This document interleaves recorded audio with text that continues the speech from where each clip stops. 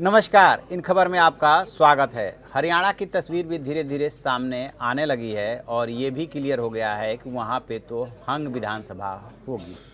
यदि final tally अभी आनी बाकी है, लेकिन बीजेपी 40 के आसपास और जो कांग्रेस है वो 30 या 31 सीटों पे जीतेगी, जबकि जजपा 10-11 सीट ऐसे करके चल रही है।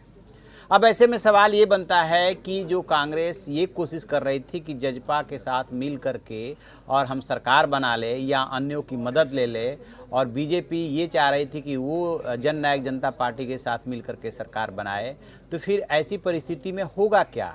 क्या कहता है कानून? क्या है इसको लेकर के संवैधानिक स्थिति?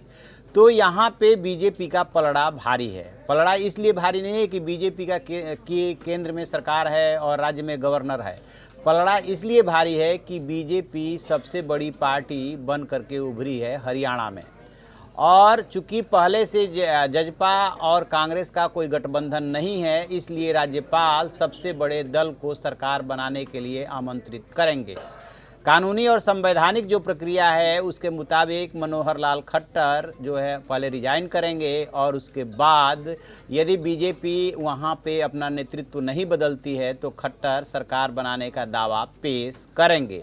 जो अभी तक की परंपरा है और जो नियम कानून है उसके मुताबिक, चूँकि बीजेपी सबसे बड़ा दल है और यदि वो दावा पेश करता है तो राज्यपाल उसे सरकार बनाने के लिए आमंत्रित करेंगे।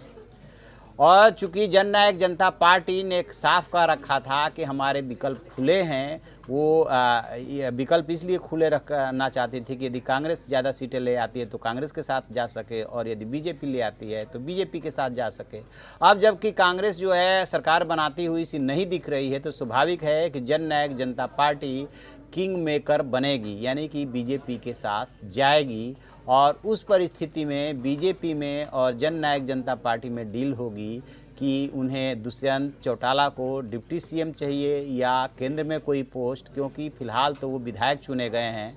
ये देखने वाली बात होगी कि वो क्या डील होती है, किन शर्तों पे होती है, क्योंकि दुष्यंत चौटाला के जो पिता हैं अजय चौटाला और जो दादा हैं ओम प्रकाश चौटाला, वो दोनों शिक्षक भर्ती घोटाला मामले में 10 साल की सज़ा काट रहे हैं।